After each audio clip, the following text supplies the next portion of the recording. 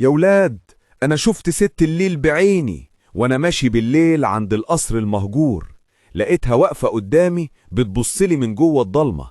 تعالوا احكي لكم اللي حصل قبل ما قلبي يقف.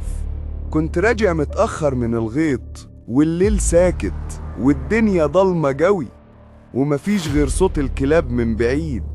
فجأة سمعت صوت ست بتنادي باسمي: يا عزت، يا عزت.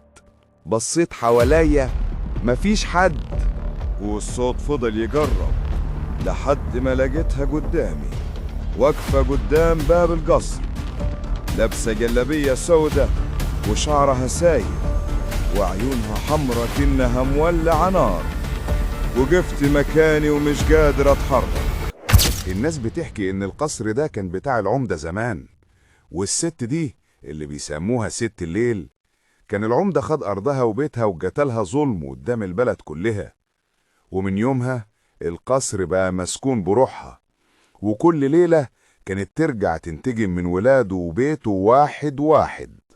ومن يومها كل واحد من ولاده وأحفاده كان بيجيله يومه واحد ورا التاني لحد ما مات آخر واحد في العيلة.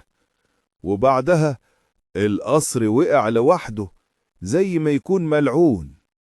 وانا لحد النهاردة لما بعدي من شارع الترعة بحس ان في حد بيتابعني من جوه الضلمة. يمكن ست الليل لسه هناك مستنية اي حد من بيت العمدة يرجع. قولولي بقى يا ولاد، لو كنتوا مكاني وسمعتوا صوتها بينادى عليكوا، هتقفوا ولا هتجروا؟ اكتبوا رأيكم في التعليقات، ولو عايزين حكايات رعب تانية من بلدنا قولولي أجيب لكم إيه المرة الجاية.